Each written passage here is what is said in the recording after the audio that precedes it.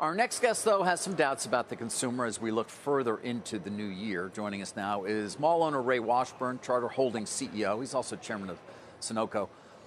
Ray, always good to have you. Why the negative outlook as this year progresses for the consumer? So, David, we own luxury centers around the country, and what we saw at the end of last year was jewelry sales were very strong, but fashion, clothing, and stuff like that have really, really slowed down, and we're somewhat flat. Also, the retailers aren't expanding right now. In the last 2 or 3 years, this pandemic high has really been a sobering effect on them, and they're going to be remodeling stores, but not looking at big expansion. And really, the primary problem is credit card debt is at an all-time high. Mortgage rates are being reset. So the consumer that's spending on the high end is starting to get very, very cautious on what they're spending. And so we did have a good year last year, but I'm very, very cautious about going in this year, and I'm hearing it from them. The operating costs are still extremely high from us as a mall owner as well. Insurance costs are through the roof. Construction costs are still extremely high. And so we're going into this year very, very cautious on what's going to end up happening this year. Listen, you've been right in the past with some of your predictions, Ray, and I want to point that out. I am a little surprised to hear you so negative. Particularly, you're in Texas. You've got these outdoor malls.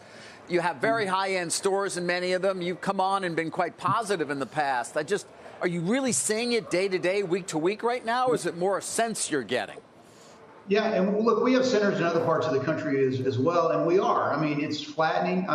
We're also big in the restaurant business, and throughout our whole platform, as well as my friends in the business as well, and we're all not public companies, so I can say whatever I want to say because we're private, but guest counts were negative last year across the board, and food costs and commodity costs have been flat. Labor is still up about 3%, but we're very cautious also in the restaurant business going forward. So it's on the high-end luxury side, I'm just concerned there's just so much debt, and so many people as I do that their mortgages have reset, and now their mortgage has gone up, and that excess money they were spending, the pandemic money is now gone. A lot of the growth in the luxury brands was coming out of accessories that people had from that little extra money they had to spend. That's gone. So you saw watches from Switzerland absolutely got pancaked a couple of days ago in their stock price because they were so down.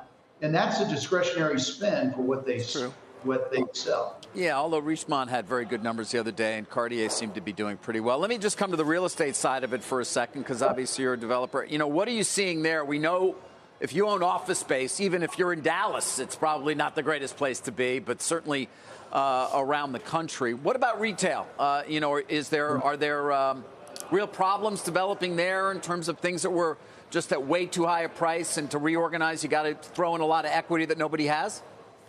Yeah, well, the interesting thing in the retail, nothing's been built in like the last 10 or 15 years. And so we feel good in the retail side. It's about 96, 97% occupied across the country. So retail from that standpoint is good. I do own office. That is bad.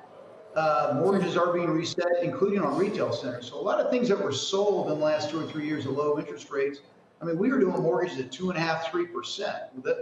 If you're in a reset period today, those are going to 8 to 9%. So the commercial real estate space is bad. It's going to get worse. You're seeing apartments getting posted that are 96% leased because the mortgage rates have shot up so much. So it's going to be a very, very tough year. The interesting thing in construction costs, though, that they have not gone down. And so I'm not optimistic that the Fed's going to cut rates just because we still need to tamper down labor costs going up, insurance costs going up, and construction costs going up.